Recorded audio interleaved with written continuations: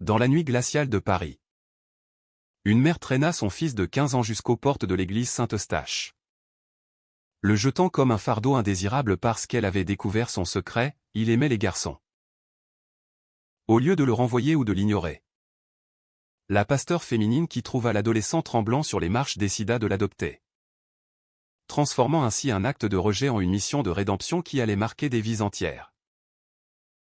Ce soir-là, alors que les cloches sonnaient minuit, le jeune Alexandre sentit son monde s'effondrer. Mais il ignorait que cet abandon aurait pour conséquence inattendue de le propulser vers un destin de sauveur pour d'autres âmes perdues. Alexandre se réveilla dans une petite chambre austère, les murs blanchis à la chaux et une croix en bois accrochée au-dessus du lit. La pasteur, une femme d'une quarantaine d'années nommée Élisabeth, entra avec un plateau de petit déjeuner. Ses yeux étaient doux, mais son regard perçant trahissait une force intérieure forgée par des années de lutte contre les préjugés de l'Église. « Tu es en sécurité ici, mon enfant, dit-elle d'une voix calme. Alexandre, encore sous le choc, balbutia, ma mère. Elle m'a dit que j'étais une abomination. Élisabeth posa le plateau et s'assit à ses côtés.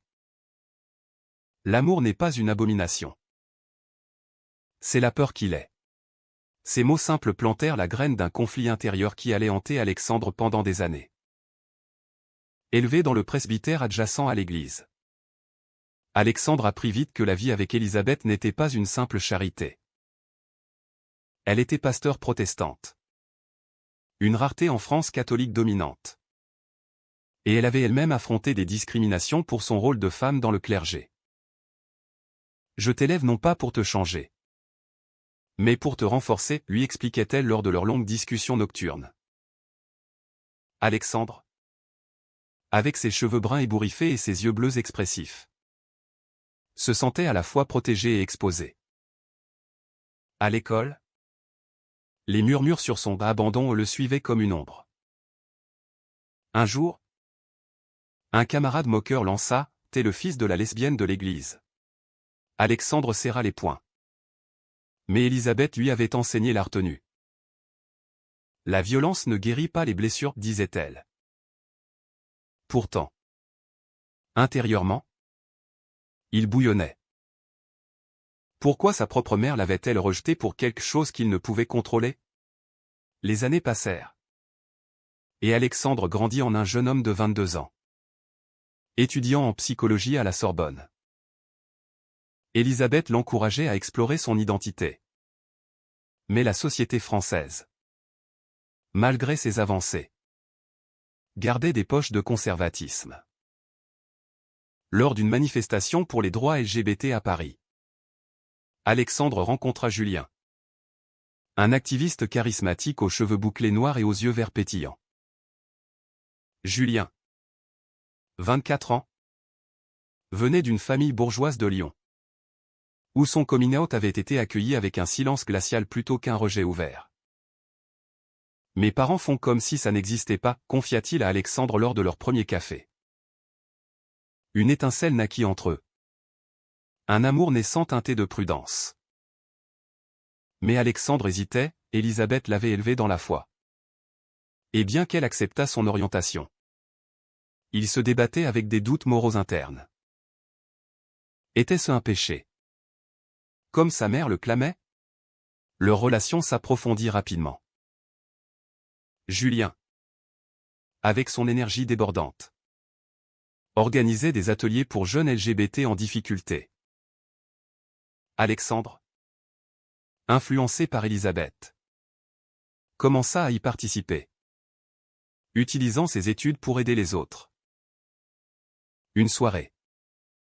Après un atelier, Julien embrassa Alexandre sous les lumières de la tour Eiffel. « Je t'aime pour qui tu es » murmura-t-il. Alexandre sentit une joie pure, mais aussi une peur viscérale. Et si cet amour le menait à plus de rejet? Le lendemain, il confia ses craintes à Élisabeth. L'amour vrai demande du courage. Alexandre. Mais souviens-toi. Il peut aussi guérir. Ces paroles le motivèrent. Mais un appel inattendu de sa mère biologique brisa l'équilibre fragile. Elle voulait le voir. Après 7 ans de silence. J'ai changé, dit-elle au téléphone. Alexandre accepta la rencontre. Le cœur battant. À un café près de Notre-Dame. Sa mère, vieillie et marquée par le regret, s'assit en face de lui. Je pensais te protéger en te laissant là-bas, avoua-t-elle. Les yeux baissés. La famille. Les amis. Ils m'auraient jugé. Alexandre sentit la rage monter. Me protéger? Tu m'as abandonné, cria-t-il, attirant les regards. Elle pleura, c'était une erreur. Reviens à la maison. Mais Alexandre secoua la tête. Ma maison est avec Elisabeth maintenant. En rentrant, il raconta tout à Julien, qui le serra dans ses bras. Pourtant, cette rencontre raviva des blessures profondes, le poussant à questionner ses choix. Devait-il pardonner? Elisabeth conseilla, le pardon n'efface pas la douleur. Mais il libère l'âme. Alexandre décida de ne pas répondre à sa mère, choisissant plutôt de se concentrer sur Julien et leur mission commune. Cependant, les tensions montaient. Julien, plus militant, voulait confronter publiquement les institutions religieuses homophobes. Ton Église est complice, accusait-il lors d'une dispute. Alexandre défendit Elisabeth, elle m'a sauvé. Cette divergence créa une faille. Un soir, après une manifestation violente où la police intervint, Julien rentra blessé. Alexandre le soigna. Mais intérieurement, il se sentait déchiré entre son amour et ses racines. Et si on arrêtait tout, murmura-t-il. Julien le regarda. Choqué.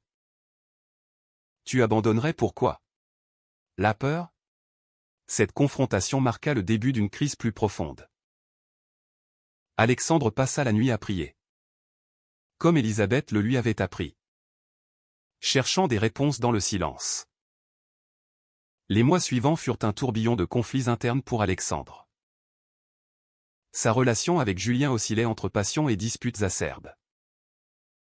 Julien, avec son tempérament fougueux, poussait pour plus d'engagement public, on ne peut pas se cacher éternellement, clamait-il lors d'une réunion d'activistes.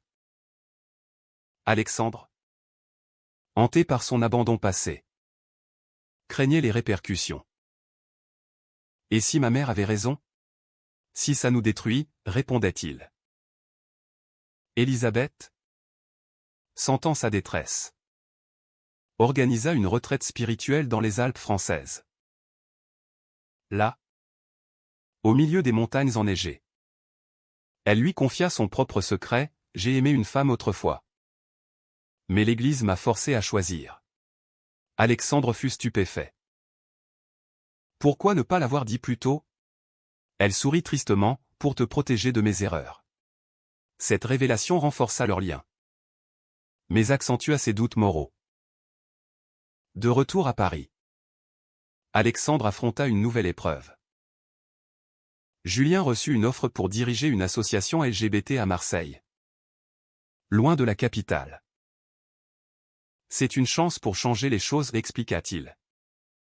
Excité, Alexandre sentit un vide s'ouvrir. Et nous, demanda-t-il. Julien hésita, viens avec moi.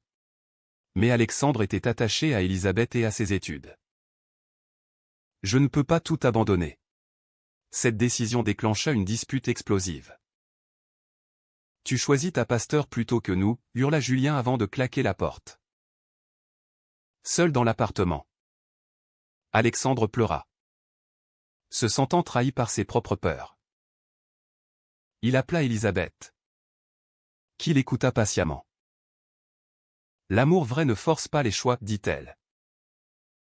Pourtant, Alexandre se demanda s'il n'avait pas sacrifié son bonheur pour une loyauté mal placée.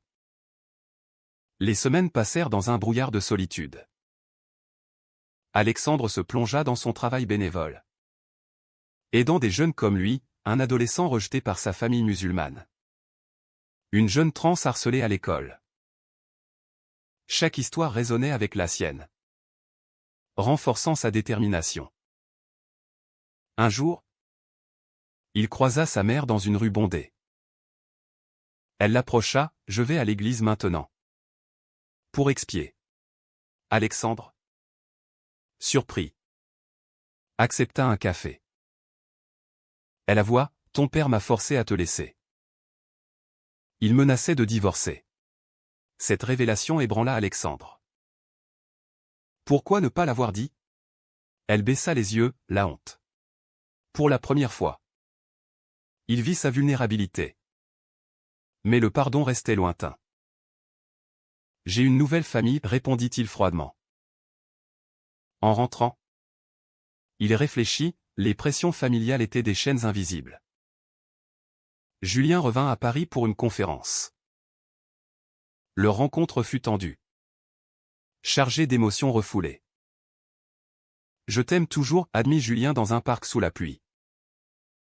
Alexandre, les larmes aux yeux, répondit, « Moi aussi. Mais je dois guérir d'abord. » Ils passèrent la nuit à parler, confrontant leurs différences. Julien révéla son propre trauma, un frère suicidé après un rejet familial. « C'est pour ça que je lutte » dit-il. Alexandre comprit enfin, leurs blessures les unissaient autant qu'elles les séparaient. Ils décidèrent de donner une seconde chance à leur relation. Mais avec prudence. Élisabeth approuva, les épreuves forgent l'amour. Pourtant, une ombre planait, Julien insista pour une confrontation publique avec des leaders religieux conservateurs. Alexandre hésita, craignant pour Élisabeth. La tension culmina lors d'un débat télévisé sur les droits LGBT et la religion. Julien, en tant qu'invité, attaqua violemment l'Église catholique. Alexandre, spectateur, se sentit déchiré. Après l'émission, il confronta Julien, « Tu généralises. Élisabeth n'est pas comme ça. » Julien riposta, « Elle représente un système qui nous opprime. » Cette dispute mena à une rupture temporaire. Alexandre rentra chez Élisabeth. Effondré. « Peut-être que l'amour et la foi sont incompatibles, murmura-t-il. Elle secoua la tête, « Non. C'est la société qui les oppose. » Inspiré, Alexandre décida d'organiser un atelier mixte, LGBT et religieux progressiste. Julien, sceptique, accepta d'y participer. Ce fut un succès modéré. Mais une trahison inattendue surgit. Un participant, un jeune prêtre conservateur infiltré, enregistra les discussions et les diffusa en ligne, déformant les propos pour accuser Élisabeth d'hérésie. Les réseaux sociaux s'enflammèrent, pasteur pro-gay corrompt la jeunesse. Élisabeth reçut des menaces. Et l'église fut vandalisée. Alexandre, horrifié, se sentit responsable. « C'est ma faute » confia-t-il à Julien. Celui-ci, regrettant ses paroles dures, le soutint, « On affronte ça ensemble. » Ensemble, ils organisèrent une contre-manifestation. Mais la pression familiale ressurgit. La mère d'Alexandre appela, « Arrête ça. Ou je te renie pour de bon. » Alexandre, furieux, raccrocha. Intérieurement, il luttait, valait-il mieux se taire pour la paix? Ou lutter au prix de tout? La crise s'intensifia. Élisabeth fut convoquée par son synode protestant pour expliquer ses actions. Alexandre l'accompagna à la réunion à Genève, où des pasteurs conservateurs l'accusèrent de promouvoir le péché. « L'amour n'est pas un péché » défendit-elle avec calme. Alexandre intervint, elle m'a sauvé quand ma propre mère m'a abandonné. Le témoignage émut certains. Mais pas tous. De retour à Paris. Elisabeth confia, je risque la suspension. Alexandre, rongé par la culpabilité, confronta Julien, tes attaques ont empiré les choses. Julien admit, peut-être. Mais le silence tue plus. Leur relation, déjà fragile, craqua. Julien partit pour Marseille, laissant Alexandre seul avec ses doutes. Était-ce la bonne décision, se demanda-t-il. Errant dans les rues nocturnes. Pour combler le vide, Alexandre intensifia son aide aux jeunes LGBT. Il rencontra Lucas, un adolescent de 16 ans chassé de chez lui pour son orientation. Ma famille est catholique stricte, pleura Lucas. Alexandre l'hébergea temporairement chez Elisabeth, revivant son propre trauma. Tu n'es pas seul, assura-t-il. Cette expérience le fit réfléchir au mauvais choix, sa mère avait choisi la société plutôt que son fils. Julien appela un soir, je regrette. Reviens-moi. Alexandre hésita, pas avant d'avoir réparé ici. Leur séparation forcée accentua les conflits internes. Elisabeth, sentant sa détresse, révéla plus sur son passé, j'ai perdu mon amour pour l'Église. Ne fais pas la même erreur. Alexandre décida alors de contacter sa mère pour une confrontation finale. La rencontre eut lieu dans un parc de Versailles. Sous un soleil pâle. Pourquoi m'as-tu abandonné, demanda Alexandre directement. Sa mère, tremblante, avoua, ton père était violent. Il disait que c'était ma faute si tu étais. Comme ça. Alexandre sentit la pitié monter. Mais aussi la rage. Tu aurais pu nous protéger tous les deux. Elle pleura, j'étais faible. Pour la première fois. Alexandre envisagea le pardon. Mais à quel prix? En rentrant. Il écrivit une lettre à Julien, je dois choisir. Julien répondit par un appel, choisis-nous. Réunis à mi-chemin à Lyon. Ils passèrent une nuit à reconstruire. Plus de secrets, promirent-ils. Mais une nouvelle trahison les frappa. Un ami commun révéla que Julien avait flirté avec un autre activiste pendant leur séparation. C'était une erreur, jura Julien. Alexandre, blessé, le confronta, comment puis-je te faire confiance? Julien pleura, j'avais peur de te perdre définitivement. Cette révélation déclencha une crise de confiance. Alexandre rentra à Paris, se réfugiant chez Elisabeth. L'amour demande des sacrifices, dit-elle. Inspiré. Alexandre organisa une conférence publique sur la réconciliation LGBT et religion. Julien y assista. Surpris. Devant la foule. Alexandre déclara, j'ai été abandonné. Mais sauvé par la foi inclusive. Le discours viralisa. Attirant soutien et haine. Sa mère le contacta, je suis fier. Mais était-ce sincère? Les tensions sociétales s'amplifièrent. Des manifestations anti-LGBT éclatèrent à Paris. Avec des slogans religieux. Alexandre et Julien. Réconciliés mais fragiles. Y participèrent côte à côte. Une pierre vola, blessant Julien à la tête. À l'hôpital. Alexandre veilla, ne me laisse pas. Julien murmura, jamais. Cette épreuve les unit plus fort. Mais Alexandre questionna les coups, valait-il la peine de risquer des vies pour le changement? Elisabeth, suspendue temporairement. Le soutint, le vrai changement naît de la souffrance. Alexandre décida de créer une fondation pour jeunes LGBT rejetés. Honorant son passé. Julien accepta de rester à Paris pour l'aider. Pourtant, un appel anonyme menaça, arrêtez. Ou pire arrivera. La menace pesa lourd sur Alexandre. Avec Julien, ils renforcèrent la sécurité de leurs ateliers. Mais la peur s'insinua. Et si on abandonnait, suggéra Alexandre un soir. Julien secoua la tête, c'est ce qu'ils veulent. Leur relation, forgée dans le feu, devint leur encre. Élisabeth, réintégrée après un appel, les encouragea, vous sauvez des vies. Comme je t'ai sauvé. Alexandre contacta sa mère pour un ultime geste, viens à un atelier. Elle accepta. Hésitante. Devant un groupe de jeunes. Elle témoigna, j'ai perdu mon fils par ignorance. Les larmes coulèrent. Et Alexandre sentit un poids se lever. Le pardon vint. Non pas facile, mais nécessaire. Merci, murmura-t-il. Leur fondation grandit, aidant des dizaines de jeunes.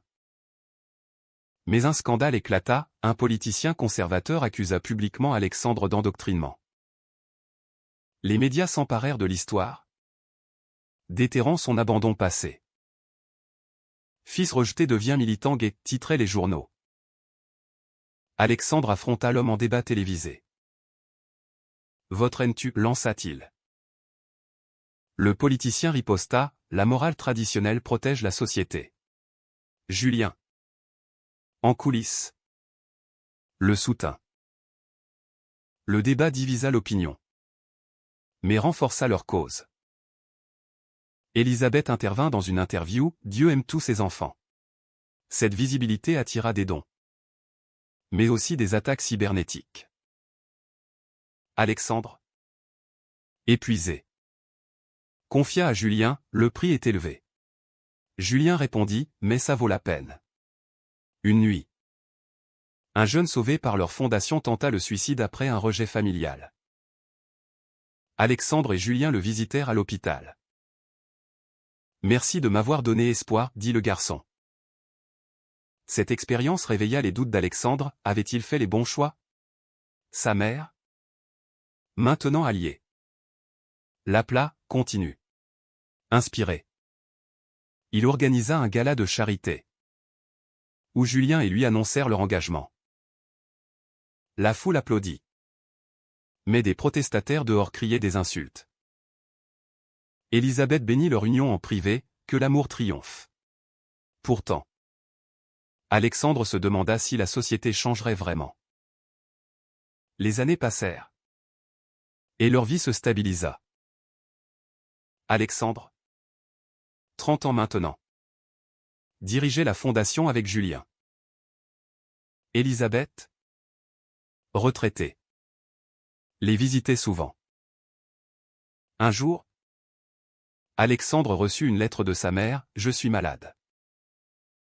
Viens. » Il partit avec Julien. À son chevet. Elle murmura, « Pardonne-moi pleinement. » Alexandre répondit, « Je l'ai fait. » Sa mort marqua une fin. Mais aussi un début. De retour, Alexandre réfléchit au sacrifice, rejet. Trahison. Blessure. Avait-il sauvé les autres au prix de sa paix? Julien le serra, on a sauvé nous-mêmes aussi. La vie continua. Pleine de défis. Leur amour, testé par le feu, devint un phare pour d'autres. Mais une question persistait, le pardon est-il toujours la bonne voie? Ou parfois une faiblesse qui perpétue les cycles de douleur?